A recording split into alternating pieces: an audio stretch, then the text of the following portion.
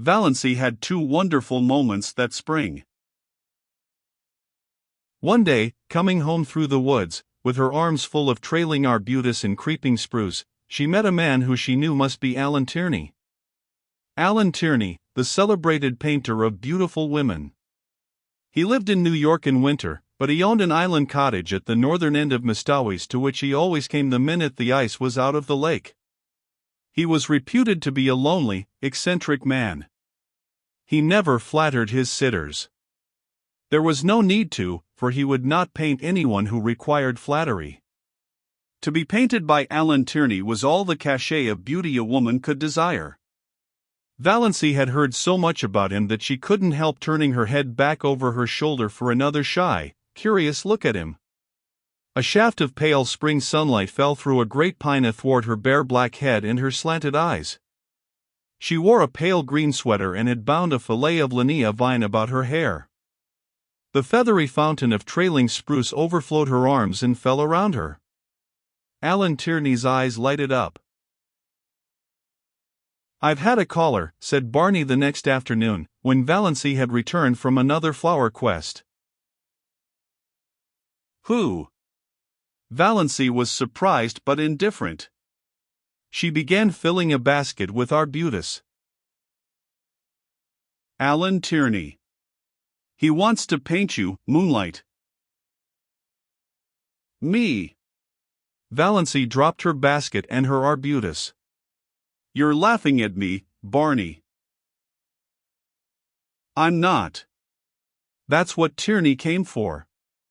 To ask my permission to paint my wife as the spirit of Muskoka, or something like that." But, stammered Valency, "Alan Tierney never paints any but. "Beautiful women," finished Barney. "Conceited. Qed, Mistress Barney Snaith is a beautiful woman." "Nonsense," said Valency, stooping to retrieve her arbutus. "You know that's nonsense, Barney. I know I'm a heap better looking than I was a year ago, but I'm not beautiful." "Alan Tierney never makes a mistake," said Barney.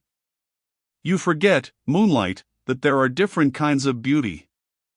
Your imagination is obsessed by the very obvious type of your cousin Olive. Oh, I've seen her, she's a stunner, but you'd never catch Alan Tierney wanting to paint her. In the horrible but expressive slang phrase, she keeps all her goods in the shop window. But in your subconscious mind you have a conviction that nobody can be beautiful who doesn't look like Olive. Also, you remember your face as it was in the days when your soul was not allowed to shine through it. Tierney said something about the curve of your cheek as you looked back over your shoulder. You know I've often told you it was distracting. And he's quite batty about your eyes. If I wasn't absolutely sure it was solely professional, he's really a crabbed old bachelor, you know, I'd be jealous." "Well, I don't want to be painted," said Valency. "I hope you told him that." "I couldn't tell him that. I didn't know what you wanted." "But I told him I didn't want my wife painted, hung up in a salon for the mob to stare at. Belonging to another man. For of course I couldn't buy the picture. So even if you had wanted to be painted, Moonlight, your tyrannous husband would not have permitted it." Tierney was a bit squiffy. He isn't used to being turned down like that. His requests are almost like royalties. "But we are outlaws," laughed Valency. "We bow to no decrees, we acknowledge no sovereignty." In her heart she thought unashamedly, "I wish Olive could know that Alan Tierney wanted to paint me." "Me?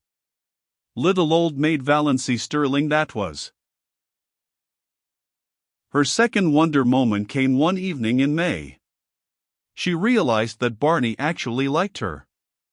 She had always hoped he did, but sometimes she had a little, disagreeable, haunting dread that he was just kind and nice and chummy out of pity, knowing that she hadn't long to live and determined she should have a good time as long as she did live, but away back in his mind rather looking forward to freedom again, with no intrusive woman creature in his island fastness and no chattering thing beside him in his woodland prowls.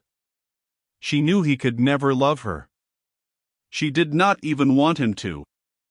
If he loved her, he would be unhappy when she died. Valency never flinched from the plain word. No passing away for her. And she did not want him to be the least unhappy.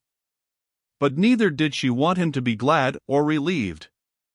She wanted him to like her and miss her as a good chum. But she had never been sure until this night that he did. They had walked over the hills in the sunset. They had the delight of discovering a virgin spring in a ferny hollow and had drunk together from it out of a birch-bark cup. They had come to an old tumble-down rail fence and sat on it for a long time. They didn't talk much, but Valency had a curious sense of oneness. She knew that she couldn't have felt that if he hadn't liked her. "You nice little thing," said Barney suddenly. "Oh, you nice little thing. Sometimes I feel you're too nice to be real, that I'm just dreaming you. Why can't I die now, this very minute, when I am so happy?" thought Valency. Well, it couldn't be so very long now. Somehow, Valency had always felt she would live out the year Dr. Trent had allotted. She had not been careful, she had never tried to be. But, somehow, she had always counted on living out her year. She had not let herself think about it at all. But now, sitting here beside Barney, with her hand in his, a sudden realization came to her. She had not had a heart attack for a long while, 2 months at least. The last one she had had was 2 or 3 nights before Barney was out in the storm. Since then she had not remembered she had a heart. Well, no doubt, it betokened the nearness of the end. Nature had given up the struggle. There would be no more pain. "I'm afraid heaven will be very dull after this past year," thought Valency. "But perhaps one will not remember. Would that be nice? No, no. I don't want to forget Barney. I'd rather be miserable in heaven remembering him than happy forgetting him. And I'll always remember through all eternity that he really, really liked me."